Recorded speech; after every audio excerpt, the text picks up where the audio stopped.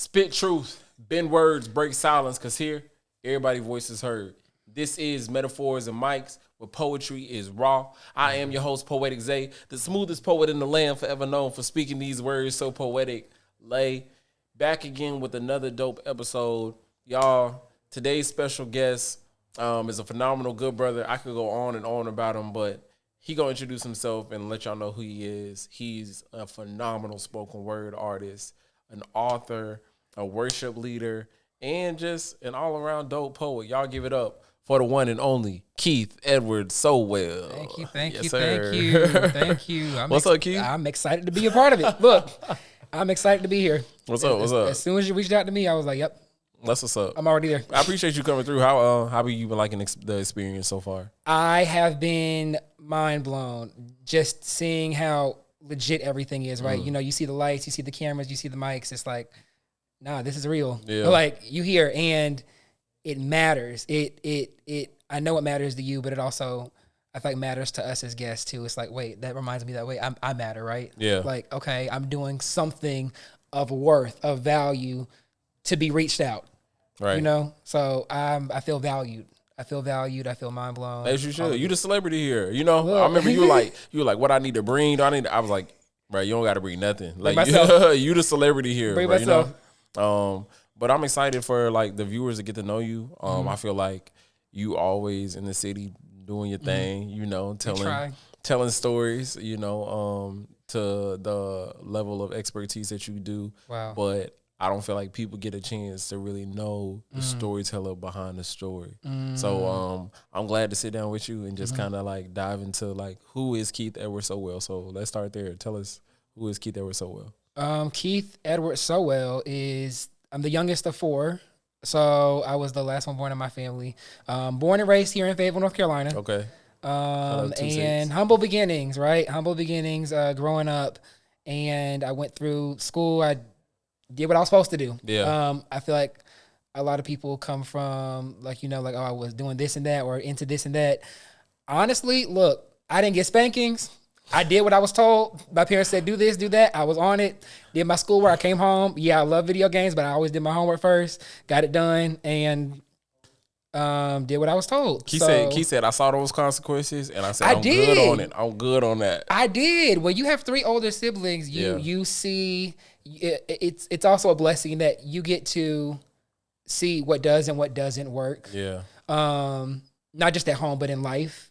And so I feel like I got to see a lot and to not have to make the same pitfalls that they had made. And that's the blessing that they give as older siblings, right, too. So I grew up here, raised in Fayetteville, North Carolina. I went to Grace Creek High School, graduated there. First one in my family, I graduated as salutatorian. And that's what's up. I have all the resources and such, you know, have the private tutors and to have the SAT prep and such like other people. I had to go home and do it all on my own. And so to be able to, that title always stuck with me, salutatorian, being like up there at the head of your class. Yeah. And so I graduated high school from Grace Creek. I went straight into Duke University. That was my dream school on the pre-med track. And yeah, so that's who Keith Edward Sowell is. The artist in me it was never the intended route, right? It was in high school where I got exposed to poetry, and then that became a rock for me, right? And then started to go to church in middle school. Right. That's where the worship leader, at first I was just a member, but then I started working in the sound room. And now I'm like, wait, let's try singing. Yeah. And so from there I became a worship leader as well. So it's like all the artistic parts of myself, I feel like, came about, just like fell into place. Yeah. I didn't actively seek them out, but that's why I think like people's meanings in life will find them. I feel like mine kind of found me. Yeah, your calling, it'll find you. It'll find you. I believe that wholeheartedly. And I see you like using more of your vocal capacity in your poetry too. I try. But what's that transition been like for you?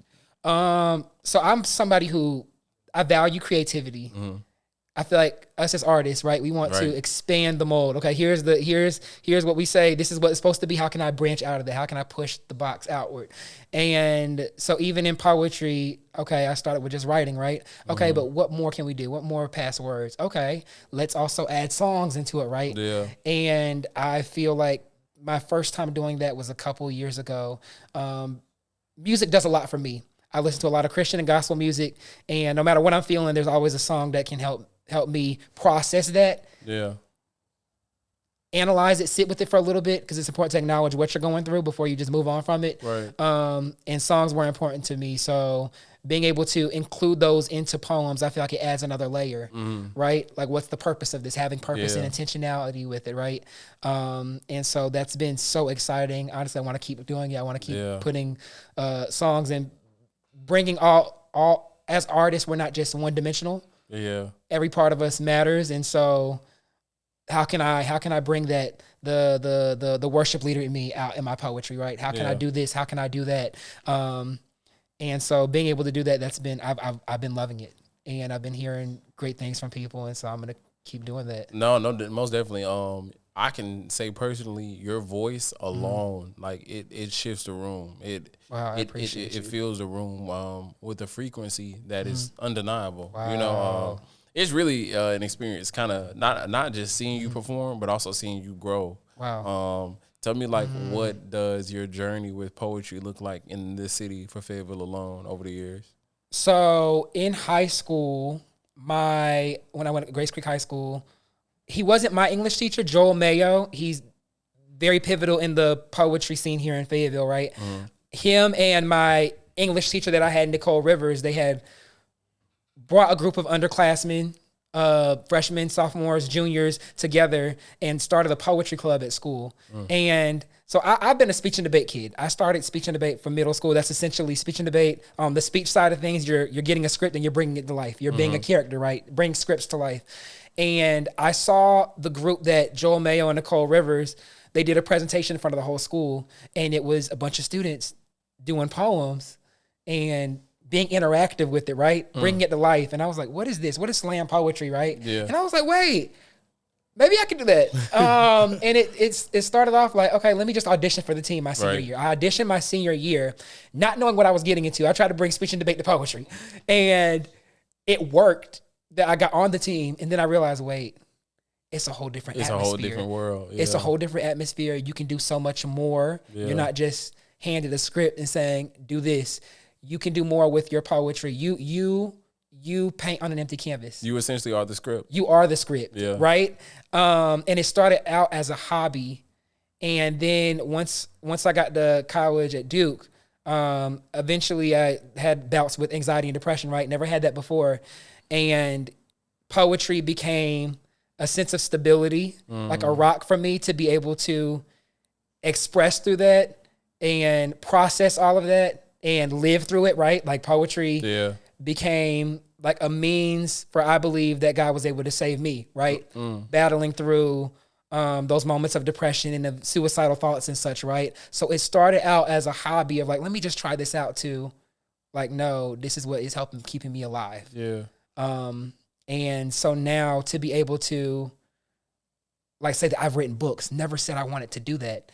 That journey of hobby to passion, to lifestyle, right? To true. lifestyle is huge. Yeah. So the journey has been, and it's ongoing. It's not done, right? It's ongoing. It's still being written. The journey has been so surprising. Like, never thought I would be here or be doing this whole poetry thing to this level, right? So it's been really surprising, and I'm so grateful for it, right? I'm so grateful for my English teachers for starting me on it. For if that presentation was never done in front of the school, it's like I probably would have never experienced what slam poetry is. And so I'm so grateful for every step of the journey. Yeah, and even as far as like how people speak on your name when you're not in the room. I remember, I want to say Verse was in here one day, and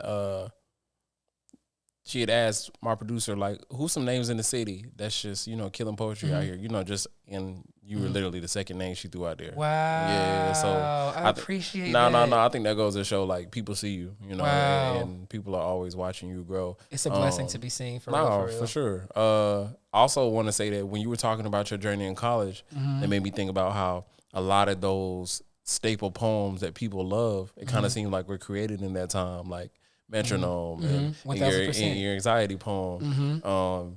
Tell me, like, in those moments, did you feel as though like a large mass of people would be able to relate to this content, or was it just something you just had to get out of yourself? It's so I always say, as artists, our creations are for us first, right? We're going to be impacted first by it. And for me, it was always a mode of expression, like for me to process how I'm going through, to be able to put words to the experiences. When I can't speak about something, I can write about it. Yeah. And it was always for me first. And I did, and there was so many poems, including that one, including Metronome, and so many others that honestly I never intended on speaking out to people. I was like, oh no, ain't nobody gonna hear this. Yeah. No, this is stuff I want to keep for myself. This is in my book. Nobody's gonna find it. And there's different points in life where I feel like you get led to, wait, maybe somebody does need to hear this, right? And so honestly, the goal wasn't for anyone to hear it or for it to impact others. I needed myself to be impacted. That's real. And I needed myself to be able to breathe through things, right? To be able to realize that, wait, I have time. Yeah. And I can go through this, right?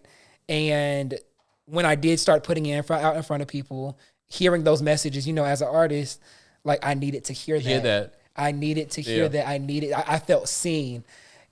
For someone to say like I felt seen, it's like I have moments where I feel like, you know, I'm unseen, like I'm just a grain in sand, like in a sandbox, right? Yeah. A raindrop in an ocean, and it's like it to be able to give to others what you feel like you also yourself battle or struggle with. It gives you like a warm sense, like, wow, like this has meaning. This is not for nothing, right? Yeah. There's a worth to this.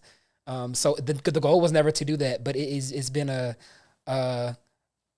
blessing filled byproduct that I'm so grateful for. And I feel like that's kind of the process of intentionality. You know, it's like not doing something for the measured outcome, but doing it based on like there is a pure desire for it to be done. And I feel like when you do things just out throughout life in that, like the need is always going to be fulfilled. 1,000%. 1,000%. I feel like honestly my best writing has come when I'm not overthinking things. When I'm not like, let me write for this, right? No, let me write for me.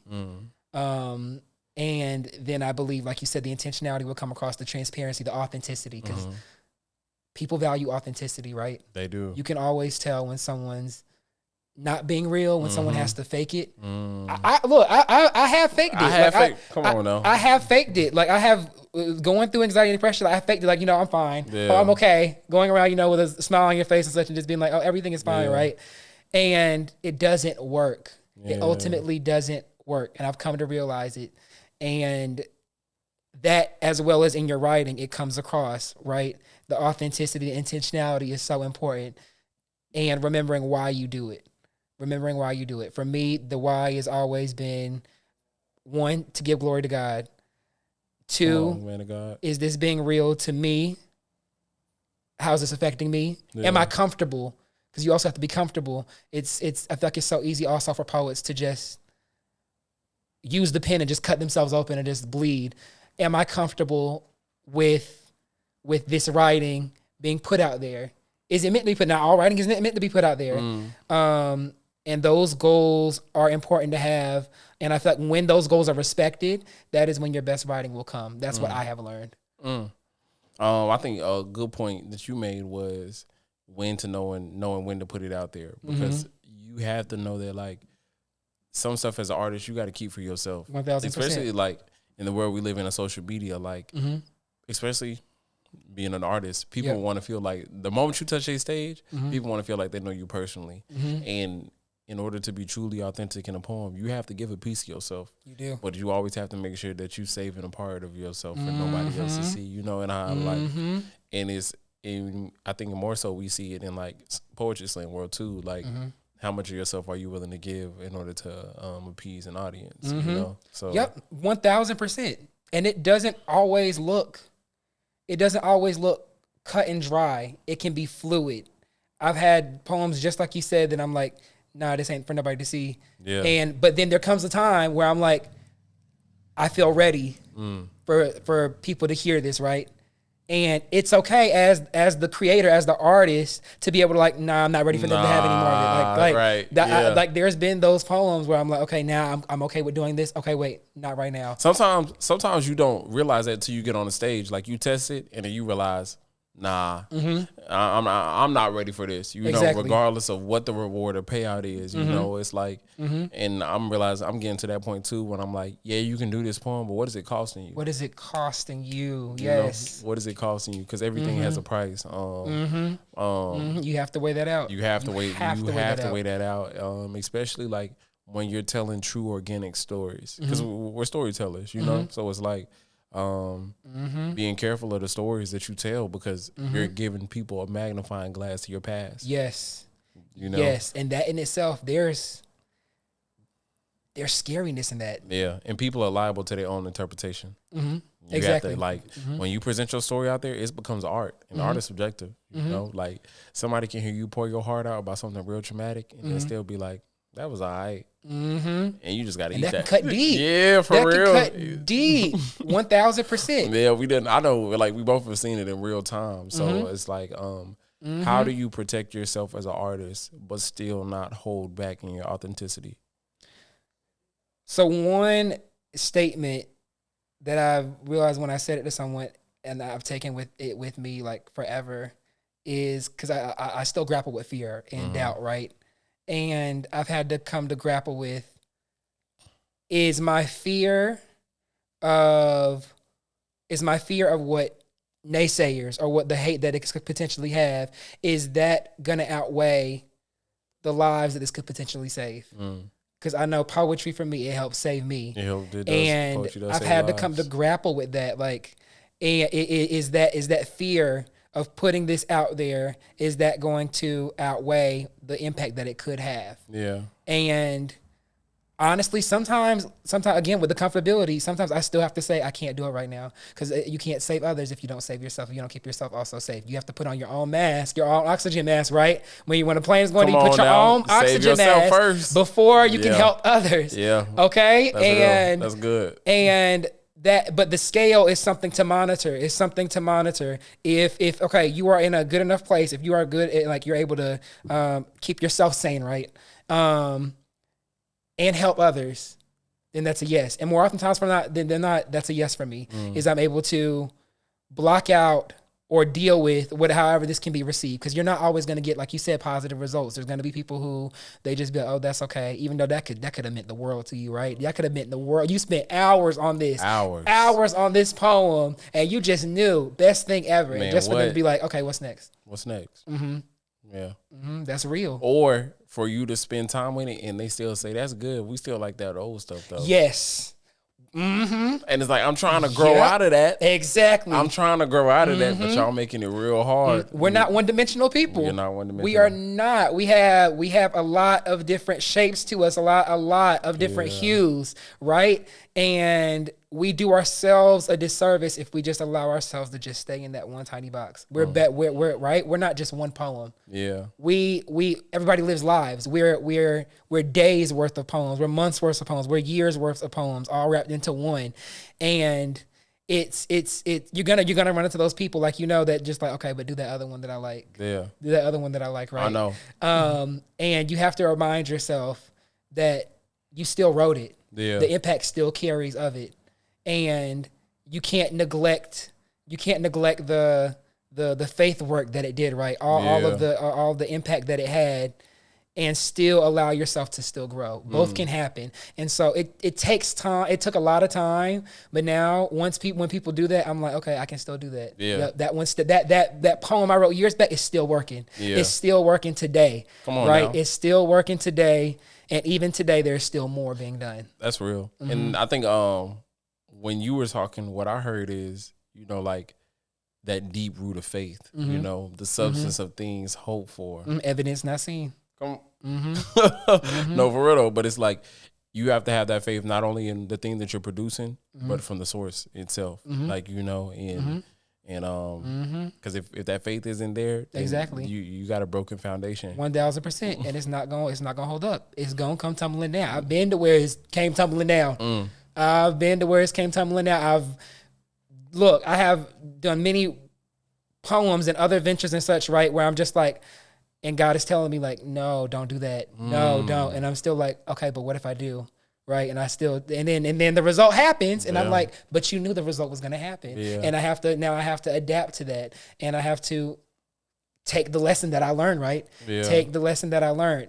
And so that foundation, it is important. It is important. It's also important for you to rebuild, because we're human at the end of the day, right? We're human, and we're going to fall. But it's the rebuilding that matters. And it's the rebuilding that matters. To me, like, I think that's the overall kind of foundation of what God is love. It's loving something enough to allow it to choose, you know? And it's just like, because that's how our walk of faith is. Like, you can choose to deny you. Like, you don't have to accept him. And I think, like, that's real love. That like, is, to give the choice. To know that it's like me, it's like you being sick and me having this medicine, but me still saying like, Keith, I love you so much, I'm gonna let you choose whether you want to take the medicine or not. That's good, right? You know, like, and that's real love, because a lot of us, what we would do, we would force the medicine down your throat, however you gotta get it, and just have you be mad about it later. But I think like real love is like, nah, I'm gonna give you the choice. I'm gonna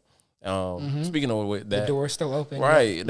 Speaking of that, in the implementation of faith, I think no one blends their artistry and faith the way I've seen you present it, and do it like very skillfully. What is that process like for you? Like, what is that correction system for you? I feel like it is garnered in everything. I've come to realize I don't want any poem to be without purpose. And my purpose is to give him glory and to lead people to that, right? And so I do always ask myself before I do a poem or write a part, okay, what is this doing, right? What like you said, the intentionality. What are they getting from this? What is there to get from this, right? What are you being left with? Because a poem could just sound good, but then you still leave with absolutely nothing. Absolutely nothing. I don't know what I heard, but I look, it sounded good. Yeah. No, I don't. I never want that. The fact that you said that means important it's important to me. Because I've always wanted to push myself. Okay, I want scriptures to be heard through this. If this is somebody's only time that they're going to get access, like, I want to make it meaningful. I want to make these 3 minutes, this 1 minute, be meaningful. I want them to hear it, right? Exposure is important. Exposure is important. If I was never exposed to poetry in that setting, again, I never would have had the books, never would have been on the stages, never would have been on slam teams, right? And so to be able to expose people to faith, I always say that even if you feel like you're not living your life right according to your belief, even if I feel like I'm sinning, I'm doing this and that, even if I could just go to church and just be in the presence of the word, like, that exposure matters. Yeah. Exposure matters. And so I look at my poems as an opportunity for exposure. And sometimes, like, you know, the old folks say, like, you the only church some people will ever meet. 1,000%. Like, the God in you is the only God some people going to encounter. So it's like, I feel like that's what you carry with you to every stage. Like, every time. Even to ask yourself, like, what kind of message am I presenting, or is this pleasing? You know, like, that's a different level of discernment. Like, that's a whole different level of discernment. It is. I said no to opportunities to writing certain poems or being a part of certain poems because I'm like, I can't. This is not representative of me. That's not me judging anyone who takes this certain opportunity or performs in this space or writes this particular poem.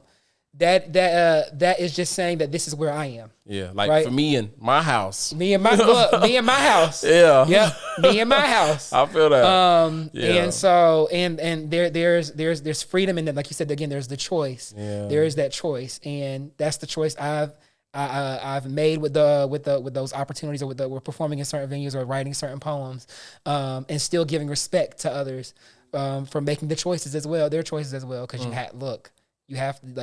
have to give way, like you said, free will. It matters. Yeah. Even in a poetic sense as well. What this is what I want to ask you, like real quick. We got some time to talk about it. What are some things you feel like get misinterpreted or misrepresented as far as like how God and the church is presented to the world? Things that get misrepresented. One, I feel like that it's a structure of obligation and requirement as oh my gosh, requirement is huge over relationship. I feel like, and it's not just on the side of people viewing from the outside, but it's also the people that's on the inside as well, because it's a two-way street. It's all not just how you view, it's how you present. Yeah. And so there's work on both parts, even to those of us in the church as well, is the presentation of you have to be this, you have to do this, you have, right? Yeah. Because I'm like, if we're being honest, if that's the case, we've all failed. We've all failed. Every single person has failed. The person who they gave you the standard failed. Failed. Every single one of us. Yes, because if we're looking at that, even throughout the Bible, there's so many that failed. Come on. So many disciples, those that were closest to him, they failed. They failed. And so I feel like that's the biggest thing, is the misrepresentation of relationship as requirement. And I feel like that has to change, because you have so many people that's turning away, right? And even that's not shame, because I've been there. There's been moments where I've literally yelled in my room and just arguments with God, right? And we have to allow ourselves. Because look, one thing about God is that you're always going to be heard. You're always going to be heard, and even those moments where we turn them away, we're not turned away. Going back to that door being open, right? They're always having that option, that choice. Delayed, not denied. 1000%. It's so important for that presentation of those, right? Yeah. Those of us that are trying to welcome others, present that relationship over requirement. Yeah. Right. It's not a checklist. And that was a mistake also that I feel like I was making early in college, right? When I remember somebody had asked me, okay, why do you feel like you should go to heaven? And I was like, I do this, I do this, I do this, I don't do that, don't do this. And it's like, nah. Because you can do all those things and your heart still be exactly horrible. And he's still not and that just speaks to that presentation of can't be the required. It has to be the relationship. Does he know you? It's kind of like we all know or have experienced or seen like those relationships where it's like, dang, they look amazing. They look aesthetically pleasing. Like, man, I want that. But it's like later on down the road, you found out, oh, I didn't know all that was going on behind closed doors. And I feel like that's an example of why, like, we say, like, God can only judge our heart. He only sees our heart because no one knows the heart of a man but him. 1000%. Because and I'm so glad about that. I'm so glad about that. No, for real though. And I think you have to have that discernment though, because at the same time, like the word also teaches that the heart is treacherous, you know, and going back about what you're saying of like testing the real thing. Like I just entered out a season where I realized like, you have to test every fruit. Wow. You know, the word says to test every spirit. And I'm like, and I was really sitting with that one day. I was like, test every spirit. But I'm like, no. Like, even the generous ones, test it. The ones that say they love God, test it. The ones that say they don't love God, test it. You know, like everything that comes across your way, test it. And you're going to know by the fruit, because it's like, we all have the capacity to say the right thing. You know, those tests are important. And I feel like a lot of us are the result of a generation that said the right thing and performed the right thing, but never walked into being the right thing. Wow. So now we have this like rebellion against faith until we like experience it for ourselves. Because that's that was my journey. Like, I had a praying grandmother my whole life. Like Same. I remember being in middle school walking to the bus stop. My grandma like, "You are the head and not the tail, above only and not beneath." I'm like, what is you talking about, crazy lady? You know. But as I got older and got to college, she was like, you know, you're gonna have to learn God for yourself, build that own personal relationship. And through that, I learned like it's really important that you learn for yourself. And I think a lot of us get turned away before we do, like you said, build that relationship over requirement. Right, 1000%. Those same. I relate so much to that. Having the praying grandmother and such, those prayers still work today. I still, that be in my prayers is like those same prayers are still working for me today. Right. And my grandma is currently going through dementia and such. And I'm like, and I still remind her, like, no, those prayers that you pray all those years, they're still working. They're still working for you. Your faith is still working for you right now. And those tests, like you said, are so important. We think, you know, society is so education driven, right? You have to go to college, you have to do this. And you take tests, right, to see what needs work. Yeah. And those tests, like you said, to every fruit is so important to see where you are. Because when you are tested, then you realize, wait, hold up. Maybe I wasn't as, maybe this need, I'm still a work in progress. There's still areas to grow, right? I'm sitting there thinking like, oh yeah, I believe, I go to church every Sunday, I'm good. But when that test comes, that's going to reveal some things. It's going to reveal you the That's truth. going to reveal some things. You made me think of the quote, it just passed my head. It's, whatever you tempted by, you will be tempted with. Whatever you are tempted by, you will be tempted with. And it's like, that's a true measurement of a test, because it's like, you don't know if you're really fall for something until you tempted by it. And then like once the enemy understands, oh, that's what you like, we finna lock in. Yep, exactly. We finna lock in for sure. And they always say that like the enemy will send you a counterfeit before God sends you your real thing. Wow. And I think like that's when that discernment walks in. And I say that all to say like your level of discernment, it radiates from you. You know, and I've seen you make those hard decisions. I appreciate that. How does your discernment balance out all the recent accolades? Because like you've been hitting the scene, you know, really, really. So it's like, how do you still keep yourself grounded while still like reaching all of these accomplishments?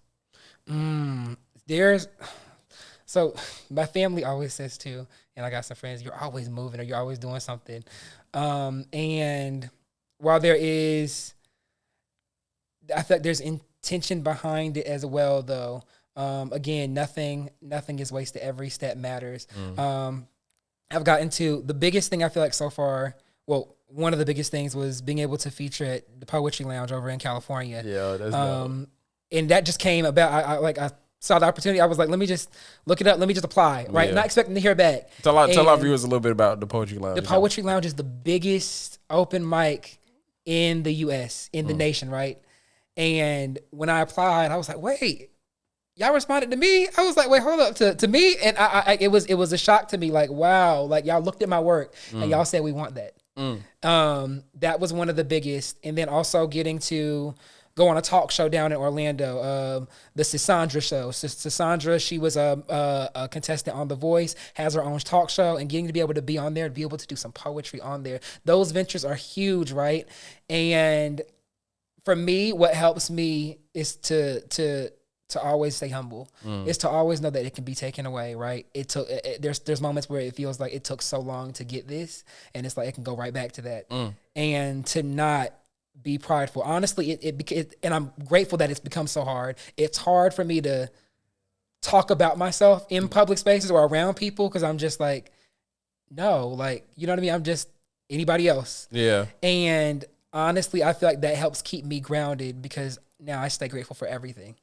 Every small opportunity. Oh, you want me to feature for these 3 people? Guess what? I'm there. Yep. I'm going to do it easily. And I'm going to perform it like the same way I would. Thousands. You know? And I think like there's that true nature of being authentic, like regardless of like, I think it also goes back to like, what are you dedicated to? Are you dedicated to the results or the purpose? Look, that purpose is so important. Exactly. And that feeds into those spaces with just 3 people or just for this, right? That feeds and leads into the later ones, you know, the stadiums, right? When you have stadiums sold out and such, how you do there was impacted by what you did there. Again, every part matters. And so that that sense of humbleness and the remembrance of what it took to get there, what it took to get even the smallest opportunity. That's what helps me stay grounded, is to realize that, no, this took a lot. I'm grateful for it. Walk us through the experience of performing at the Poetry Lounge. You go all the way from the East Coast to the West Coast. And you were welcomed by a room full of people. What is that? What is that experience like? Oh my goodness. So it being the biggest open mic in the nation, in the US, right? I go in there. First of all, I realized there is no back wall. There is no, literally, like they sit down in front of you. Like, I think that's dope, though. All around you. That's dope. Around you. And for me, honestly, I get kind of comfortable whenever I have a wall behind me. It's just the mic here. Okay, I can look at everybody. No, you got to move. Everybody's all around you. You got to give everybody your attention because they're giving you their attention, right? You got to give everybody attention. It's encompassing. It feels like a 4D experience. It feels like not just watching a movie. It feels like you're a part. Like, it feels like you're in it. And somebody's watching every angle of you. Every angle of you. It makes you, honestly, it does test you.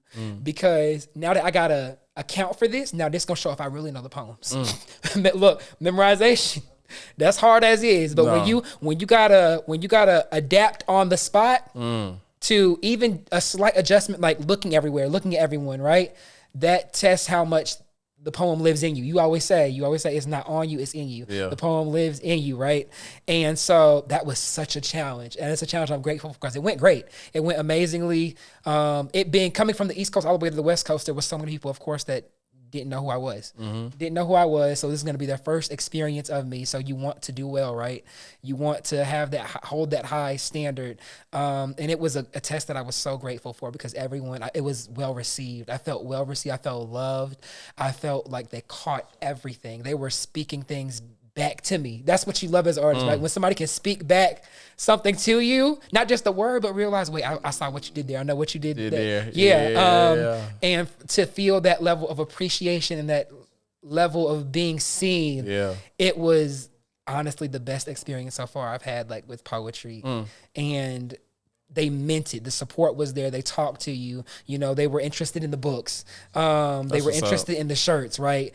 Interesting in following. You wanted to keep in touch with you, right? It felt like a warm hug. Yeah. Like, oh my gosh, like I needed this. Not just come through, get this booking, but a true experience. A true experience. That's good. That's what's up. Wow. Wow. Since you mentioned the books, tell us about the author part of you. So, again, never the goal. Never said I would write a book. Never did. And back in so I graduated in 2020 from Duke, the pandemic year. So didn't even really walk across the stage, right?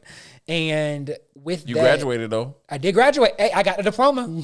I do have the diploma. I graduated from the Duke University. I did. With all that was going on in the world, it allowed for easier access for anxiety and depression to creep back in. And in 2021, I was going through it again. And I remember I was in my apartment and I was on the ground with something about when you get on your knees, okay? When you get on your knees to pray. Wow. Come on. I felt that calling and it was loud and clear that though what I am in is deep, press on, like to keep going. And I saw that in the word depression too, deep, press on. And I was like, God, what are you talking about? And I heard it loud and clear. This is going to be a book. And I was like, I know I'm a poet. I know I'm a slam poet. I never intended on writing a book. Never wanted it. Never desired it. Nope. Nah, not for me. And no, that was intended. And it came about. That 30 poem journey that I have called Deep Press On was the first book of mine, and it's still working for me today. It still means so much to me. I look back at that, I'm like, oh my gosh, like, wait. The journey. Like, that came from my hand? Yeah. Like, hold up. That came from the hand to my hand to this hand? Like, what? Hold up. The hand to my hand to this hand. That's good. That's real. Like, that's good. I tell people, I'm not creative enough to come up with that. That is all God. God is the biggest creator and creative. And for that message to come about, that was a big manifestation. And then my second one, Mosaic, that calling came on me last year as well, that we all have cracks. A mosaic is it's an art piece of fragments coming together to make a whole. And that realization that we are mosaics, right? We have cracks, we have brokenness, but faith is not the absence of that brokenness. It exists even in the brokenness as well. It is still working in the brokenness. And so that's what the book follows. It follows 5 sections, right? It follows the whole, that feeling, that sense of wholeness. And it goes through the breaking. It goes all the way down to the broken. Yeah. But then it follows the piecing as well, the piecing it back together, and then the healing. And so that book, I'm so grateful for it. That's my second one, Mosaic. It released a couple months ago, back in March. We are in May. We are in May. That's crazy. Okay. Yeah. And I got a grant for it, actually. That one I got the Fayetteville Arts Grant. Fayetteville Arts Grant. It was the Fayetteville Arts Council is here in Fayetteville. They allow for mini grants for artists. And I am not too proud to say I got denied. Yeah. Got denied multiple times. But with this one, when this one came about, that's how I know it was intended. When I applied for this purpose for Mosaic, it got accepted. It allowed me to write the book and publish it. And so I am a 2-time solo published author. 5-time if you count the poems that I have in my slam team books, right? And so, yeah. That's what's up. Yep. That resume just keep getting extended. Look, but it's a blessing, though. It's truly a huge blessing. And it's you still like so new to it too. So it's just still learning. No, truly. Like just in a year alone, the growth I've seen you reach is insane. Oh my gosh. It's insane. So I just encourage you, just keep pointing to that. Like you really have just a favor, a special anointing over you. Wow. I appreciate that. Truly. I appreciate that. Something that just popped in my head, and I just got this word too, so hopefully it's good for you. But it's like they say, when you have favor and you have anointing, you know, you're always going to be used, right? But the thing is people aren't using you. God is using you. So, and I feel like when you really pure and genuine in your heart, it feels like people are using you. Like, I done had times in my faith where I'm like, God, I feel like you playing me in front of these folks right now. Like I'm trying to be obedient. Yep. I'm trying to walk in obedience. Right. And these people here laughing at me, right. But just remember that the last should be first and the first should be last. So just I can honestly say, I feel like one of the privileges I had growing up, even despite the challenges, financial challenges, or lack of access to certain things, challenges, I did not experience growing up the viciousness of the world, how vicious it can be, until when I got to college. There was I had a dream of mine. I was like, I'm gonna be on the show Survivor, and I applied in college, got on, and I still say it's a dream come true, right? But that's where the anxiety and depression factor in as well. And because with Survivor, right, you're on an island, people, you're voting each other off. You're doing challenges. You have no food, none of that. Right. You're in your barest moment and you're on camera. And going through that, and not just there, coming back, having it air, and then receive, you get different mixed responses and such. And those feelings of loneliness, those were the moments I can definitely say that's where I felt used. Yeah. And it got so dark. But now I have realized, even still today, that no, God was using even those moments. God was using even those moments. That's so that good. Sticks true. That sticks so hard. I received that. That's good. Keith, you was on Survivor? That. Oh, God. Why didn't you leave? That was back in 2018. Back in 2018, I told my family, I told friends, I was like, I'm going to be on there one day. It don't make sense. I don't like nature. You was on Survivor, though? I was. Look. We're going to have to pull that. We're going to have to pull the clip up. Oh, my Lord. Look. Yeah, I was there. That's dope, though. I was there. Spoiler alert, I did not win, but I was there. Look, I was there. That's what's up. Yeah, even though I don't like nature, I don't like outside, I don't like, people would be like, oh, but you don't, you know what I mean? You don't fish, you don't do nothing. Look, I made it work. How was the experience for you, though? Life-changing.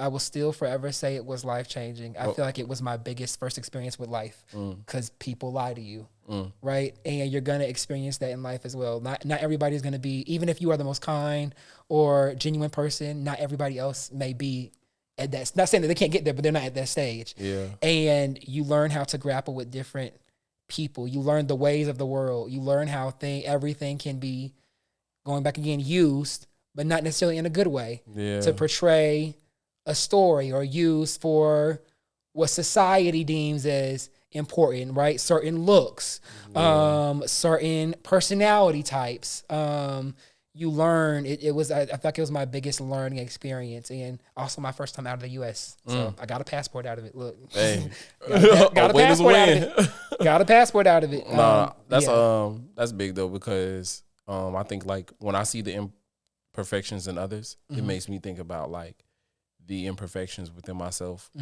that are sometimes a barrier between my relationship with God. You know, so it's like it's easy for me to point out this person lying, but like how many times have I lied in my own personal relationship? Yes. How many times have I lied to myself when I know what truth is? You know, so it's like I think that part of just being human allows me, I can't speak to everyone else, allows me to just tap in a different level of grace. Yep. You know, because we're, in truth, none of us are deserving of grace. Right. You know, Right. you know? Exactly. And I think like that's the reason it should be open to everyone. To everyone. Because none of us are deserving. Like everyone. there is nothing. I don't care if you went to church 7 days a week, if you prayed 50 times a day, if you fasted 40 times a day, and you read your Bible morning, night, and in the evening, like you still not worthy.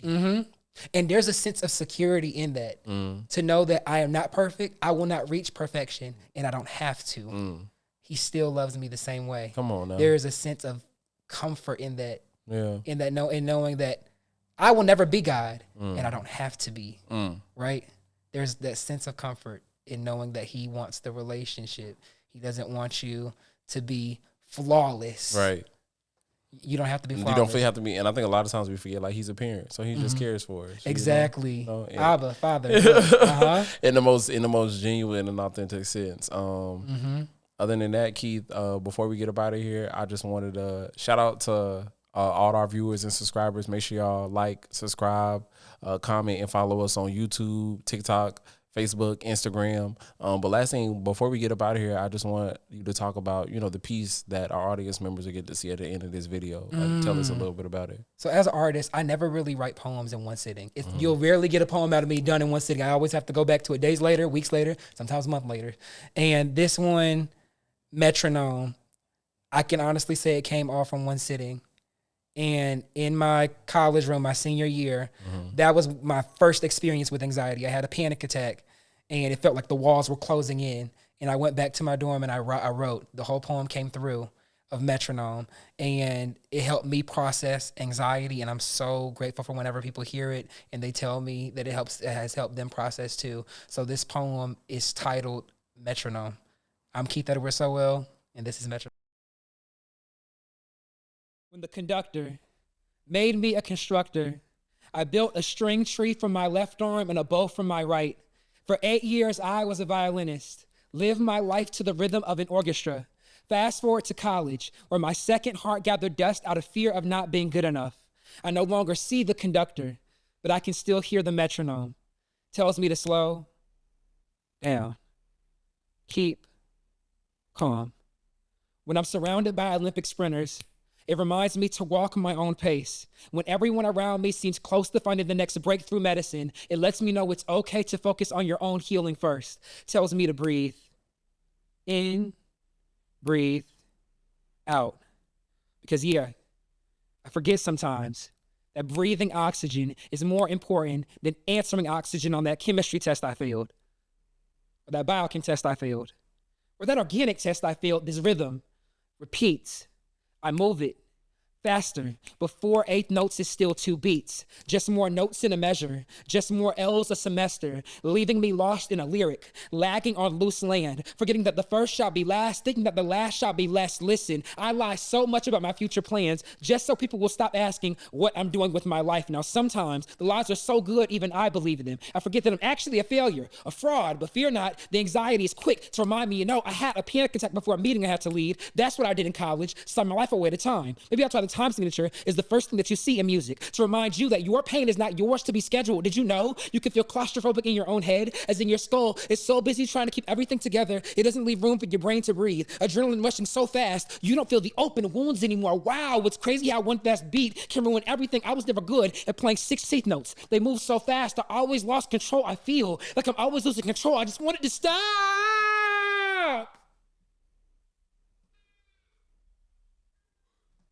When it does, I always find myself in bed or on a couch crying myself to sleep. It's funny. Because when composers can't think of a note to fill a space with, they tend to think a rest will solve their problem, like how I keep thinking that a rest will fill the gap that anxiety has left in my joy. And by the time I realize this, the metronome has started again. And I slow down. Keep calm. Breathe in, breathe